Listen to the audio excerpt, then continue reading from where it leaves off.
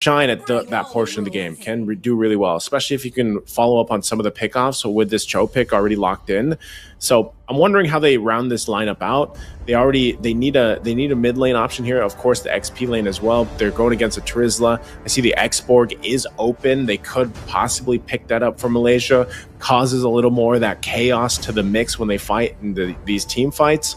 And you know, with the carry being picked up from Cambodia, I feel like this is an okay pick because now you have the Roger going in the jungle, but this is troublesome because Iesf is locked in for the roam now, for the is this an XP? We'll find out if it's an XP Cho or an XP Iesf, right? And okay, Kagura. Kagura? All right, this is just this is Malaysia just being like, you know what, big damn, we're going for the big early game, we're going for it. Okay, so this makes sense, and I feel like for Cambodia, they have to be able to respond to this kind of damage because even this carry range is pretty low. You have to really find your positioning, and you know, all you have right now is this Trizla, man. So like, what is their roam going to be here? Because quite honestly, there's so much displacement, or at least an ability for Malaysia to come in from different angles, even with a Kagura, a hero we don't typically see, but we know she has a lot of burst damage potential, you know, and she can actually do quite a bit with her umbrella mechanics, the way that she works. So this, and which part of it could also just be an interaction with the Harith. So Cambodia goes a little more tanky. They lock in a Kufra. So this is like pure damage pickoff versus durability I see here. You know, durability, there's some magic damage, of course, there too. But this is huge. DPS. And Lucas... Kufra. Now, a lot of those dashes will be stopped by the Kufra, and technically for Cambodia, they have ways to go and enable Lucas on this pick. Ladies and gentlemen, game number 3. Cambodia takes on Malaysia. It was 1-0 for Cambodia, but Malaysia were able to equalize the odds 1-1. And from a best of 3, we're back to technically just a best of 1 to decide which of these nations will go and represent their country in the main stage of Iesf WEC 24 in Riyadh. Will it be Cambodia? Will it be Malaysia? Go and spam in the live chat what you guys think this game is going to show us. Will it be even a stomp, or maybe perhaps our first ever mid to late game battle? Because in the early game, Ra is getting bullied. Deja vu! Oh no, Deja vu. Yums! Oh, Ra is gonna go down. This might be once again a response here coming through. Yums trying to get out of there. Sky's there to back him up, and now possibly another kill. Malaysia 2 on the board early in. Boxing not going to be able to really do much either, and Skies will go ahead, delay the jungle even. I was about to say, man, that was really close. The fact that he wanted to just, you know, risk that. Gorgeous up top. Ooh. Revenge strike, not enough to get the kill, but sorry, I'm Felix.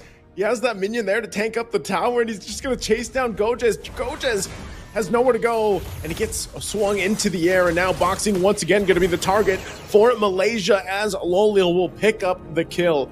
At least Cambodia able to get 1 on the board earlier on the top side. Malaysia really controlling so far this portion of the game. Nothing too crazy. Ra, is he going to force this on Storm? He goes in, but not enough damage just yet. Not enough just yet, but still for Malaysia, it's such a good lead at the start of the game. If you take a look at the gold, though, not too big. It's only just, what, around 500 gold that they picked up with those 3 kills. I think it's because of the solo kill as well, up top, that they weren't really able to fully capitalize on this, and it's actually going to be Cambodia on the turtle. Okay, yeah, actually, Cambodia will be able to take this just fine. Really easily, actually. They knew that Skies was trying to get the purple buff, and they might look to punish now. Stormy could be in trouble in the mid lane. Lucas jumps in, won't be able to get the kill with the Lycan Pounce, and now forcing Yums back a little bit further. Skies might try to just swoop in and retrieve this purple buff. He's going to have to time it perfectly. Penalty zone already going to be used. Gojez trying to join the fight from the backside, but Skies is in trouble. Will be able to survive, though, barely. But meanwhile, will lose that buff, and they keep it together. But right now, Cambodia really fighting back, given how the beginning of the game went, at least able to keep things even and take some even from Malaysia.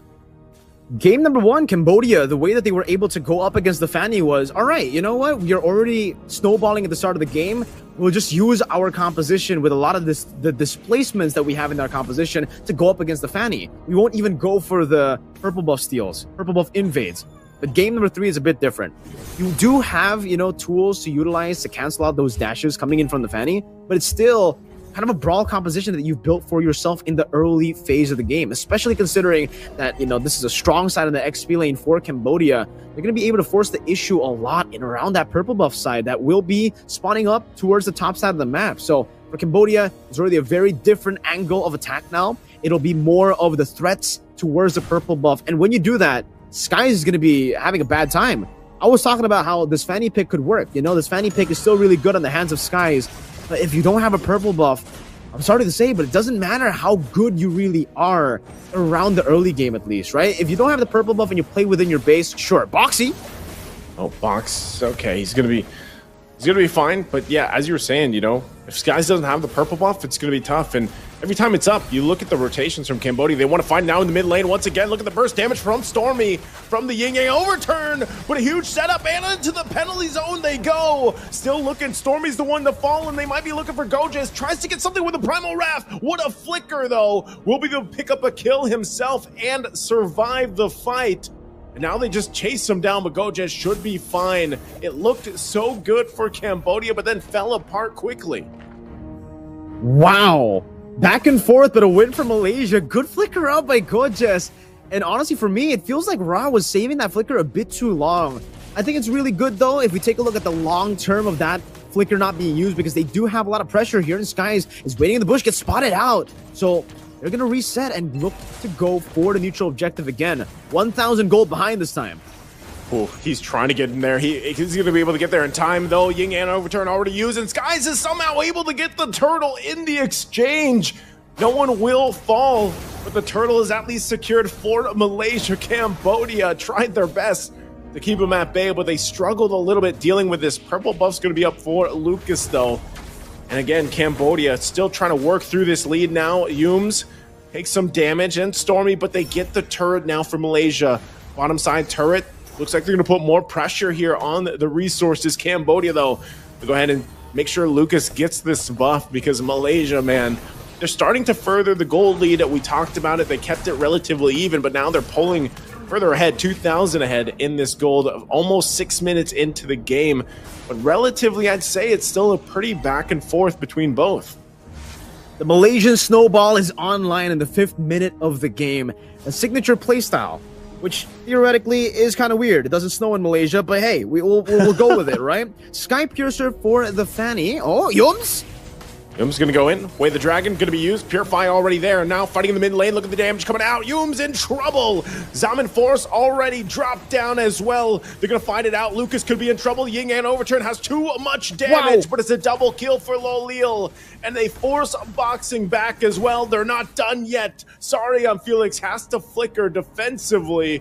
Man, Malaysia, what an overlay of ultimates and abilities to win that fight. They wanted to, you know, double down on the early game to mid. We saw it with the Kagura pick as well, and we are seeing it now. Used Lolil with a dive. Oh, clean by Lolil. The synchro fissioning. That final shot, Felix definitely overstaying in the mid lane, not respecting that damage from a 3-0 Lolil on the Harith. 6 minutes in, Naisu, and it's looking very, very similar to game number 2 and how Malaysia was able to control the map. But this time, I think it's a bit more impressive, because it's not like they shut down Cambodia from the start. They're just able to outfight them, outclass them in these skirmishes, and even outset up a lot of these skirmishes.